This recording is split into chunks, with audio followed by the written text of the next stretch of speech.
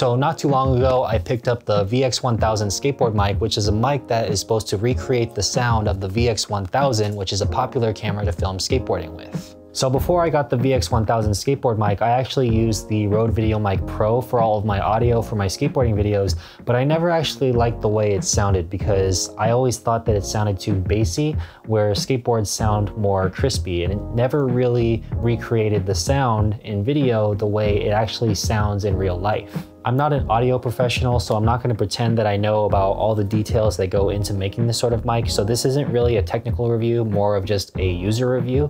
But I've been using this mic for the past few months, and I can honestly say I like it a lot better than using the Rode VideoMic Pro to record all of my audio, mainly because it does have this nice crispy sound. So this is a pretty good way to get the VX1000 sound on a more modern camera. There's definitely some minor differences, but it does sound pretty damn close to what the original VX1000 sounds like, and it's really light, so when I throw it onto my camera and I throw my camera onto my gimbal, it actually doesn't add that much weight to it, and it's actually not as tall as the Rode VideoMic Pro is. So when I put it on my gimbal and I put it in the underslung mode, whatever it's called, the mic is actually just small enough to where it doesn't actually hit any of the motors on the Ronins, so I can use it in underslung mode pretty easily. So when you get this mic, I would definitely recommend getting the dead cat for it to cut out all of the wind noise, especially if you're filming lines, because if you're filming lines, you're going to be hauling ass with the skater.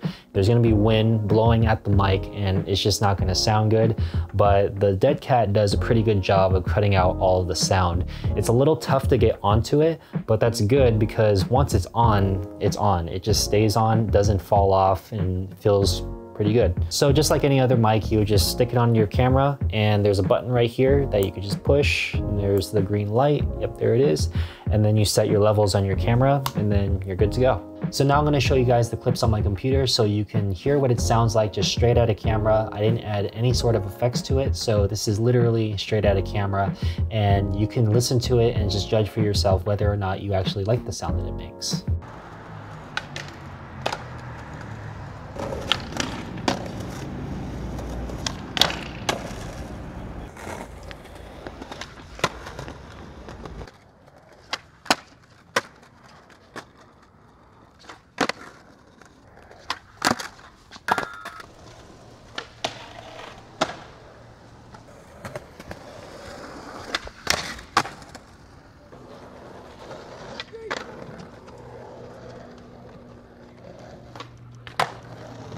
So that's what it sounds like straight out of camera. Sounds pretty good, but we could definitely make it sound better. So now what I'm gonna do is I'm gonna show you guys some filters that I put into the audio just to enhance it a little bit more and make it sound the best that it possibly can. I'm not an audio expert, so just take what I say with a grain of salt, but I think in general, for most people, this can work for you. This is the audio that we're gonna be working with. I turned off the video itself so that my program doesn't lag. So the first thing that I'm gonna do, I'm just gonna go to effects, and I'm gonna add a multi-band compressor, and then we're gonna go to edit. Now what I'm gonna do is I'm gonna go to the presets, and I'm gonna add broadcast.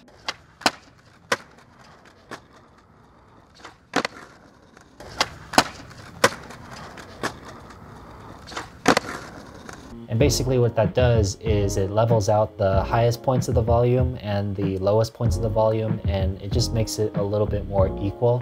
And then how we can adjust that even more is the threshold right here. You could even do like -15. That'll be a good place to do.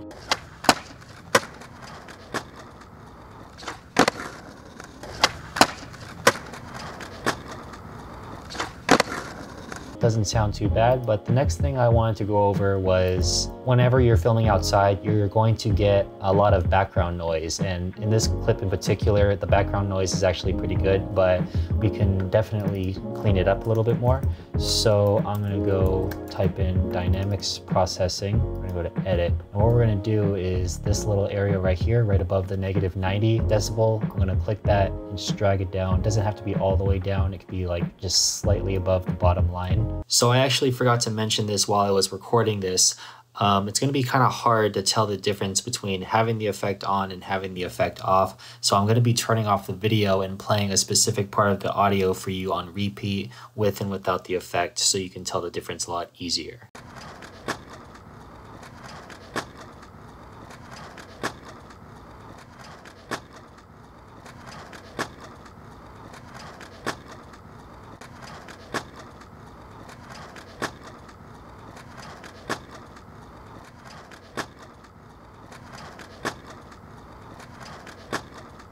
It's a pretty subtle difference, but basically what this effect does is it lowers the background noise of the clip, and lowering the background noise of the clip actually helps make the skateboard pops sound a little bit more poppy.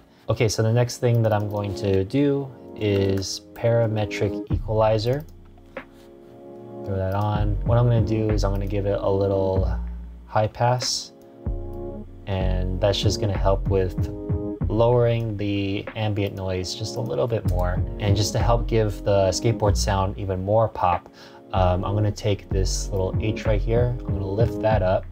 It doesn't have to be too high, somewhere around here could be fine. And then since the pop sounds of a skateboard are more in the higher frequencies, we're going to be focusing a little bit more on 4 and 5.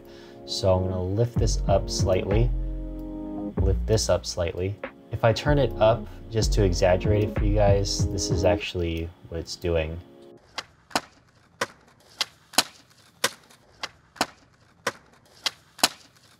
Obviously that's way too high, so we're gonna just bring it back down to, not back where it was, but just slightly higher. And just so we can help make the crispiness of the pop stand out even more, you could even focus on the 2 right here, which is more of the bassier parts. And then you just bring it down slightly.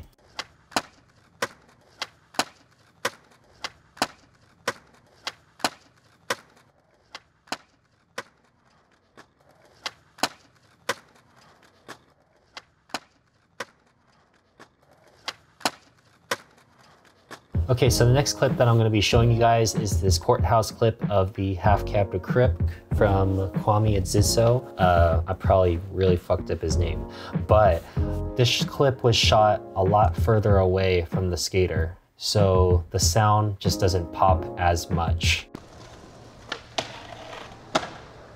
So what we're going to do, kind of a similar workflow, just slightly different. We're going to add the compressor, go default. One of the things that's an issue for me in this clip is how high the background noise is. So again, we're going to do the dynamics processing. And the reason why it's so high is because the camera was just further away from the skater. So in order to hear the skateboard sounds more clearly, you have to throw in the compressor, but then also you're raising the noise floor. So we're gonna go to edit. Since the noise floor is a lot higher, we're going to have to bring it just a little bit more in.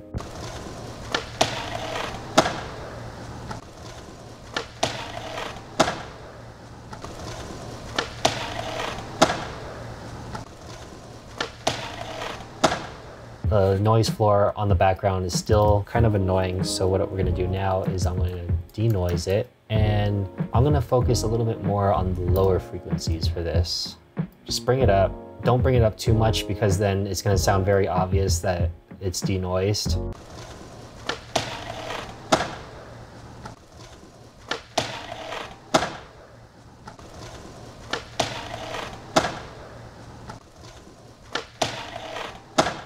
Sounds a lot better, but not quite there in my opinion yet. So we're gonna go to the multiband compressor again, click on edit. We already have this preset. And like I said before, the skateboard sounds are typically gonna be in the higher frequencies. So what I'm actually gonna do is just to make it pop a little bit more on the gain over here in the olive green area. I told you guys I'm not an audio professional, so I'm gonna raise this up a little bit. I'm gonna raise up the purple one even more.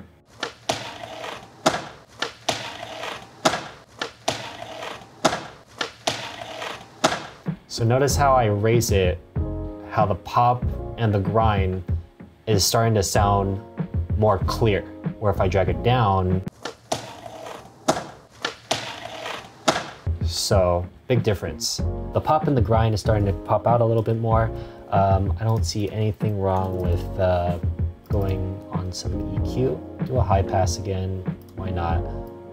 Bring this in a bit. I don't like it to do it too much, so I'll put it at 12.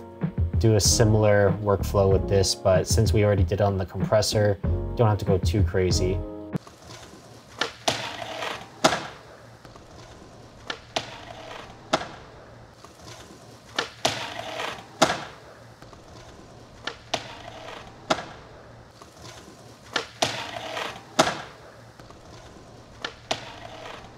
Without any of the effects, it sounds a lot more far away than it actually is. And then when we add the effects to it, it sounds a lot closer to the camera than it actually is.